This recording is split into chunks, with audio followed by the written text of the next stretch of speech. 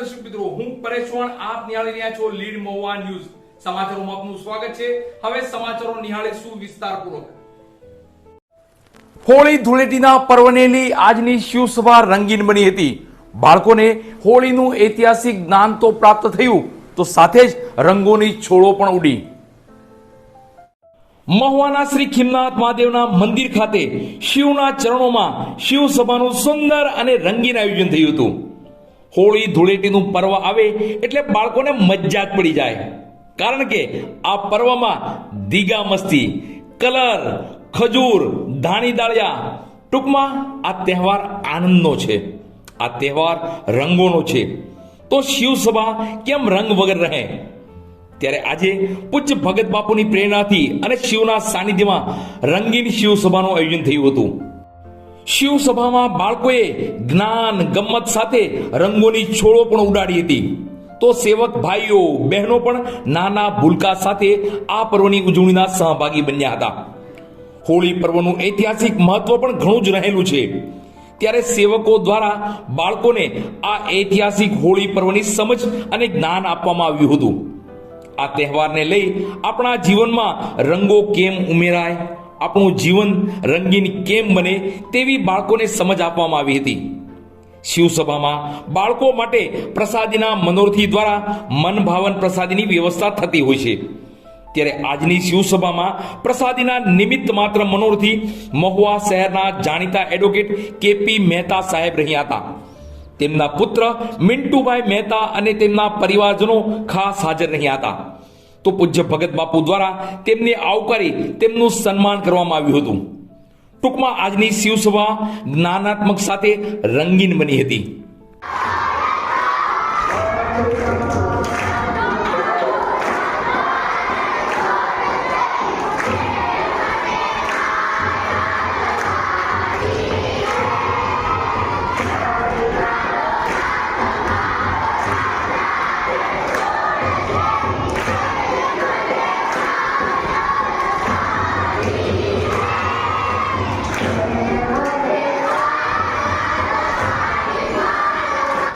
મહુવા શહેરમાં જગ્યા ભાડે આપવાની છે, તો આજે જ સંપર્ક કરો. મહુવા શહેરની એકદમ મધ્યમાં.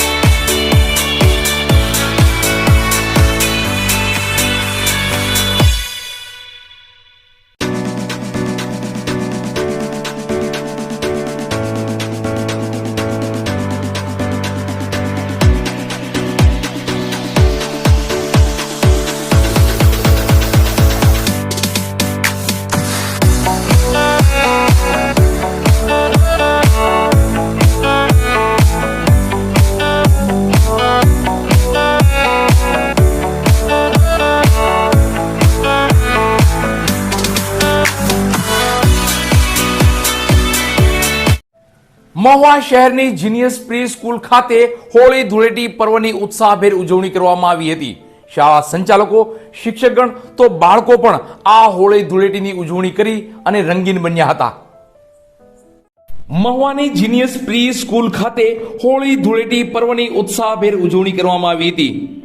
શાળાઓ દ્વારા અનેકવિધ કાર્યક્રમ યોજાતા હોય છે, તો અનેક ખાસ દિવસની ઉજવણી કરી તેમાં વિદ્યાર્થીઓને સહભાગી કરી પ્રોત્સાહિત કરાતા હોય છે.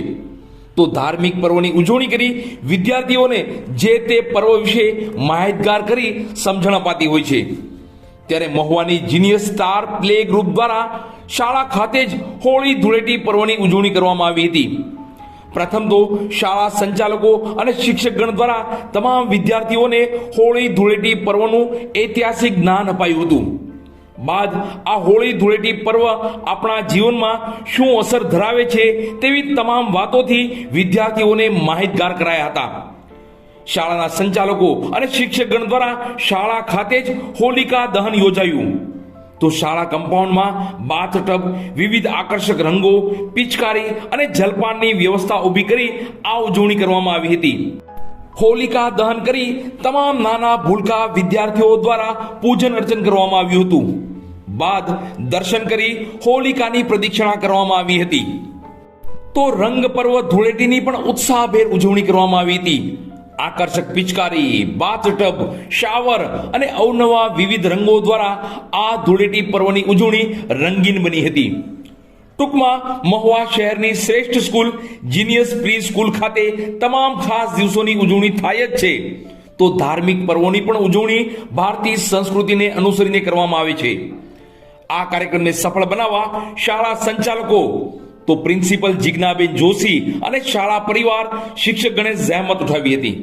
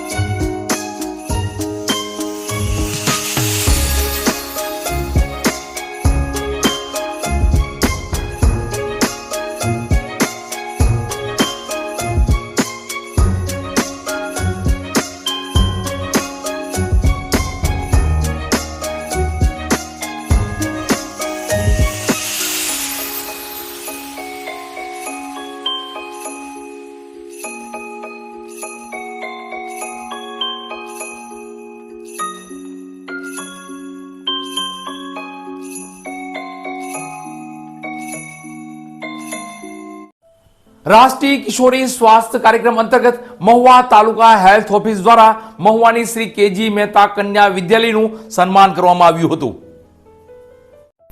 રાષ્ટ્રીય કિશોરી સ્વાસ્થ્ય કાર્યક્રમ અંતર્ગત તાલુકા હેલ્થ ઓફિસ મહુવા દ્વારા શ્રી કેજી મહેતા કન્યા વિદ્યાલયનું સન્માન કરવામાં આવ્યું હતું.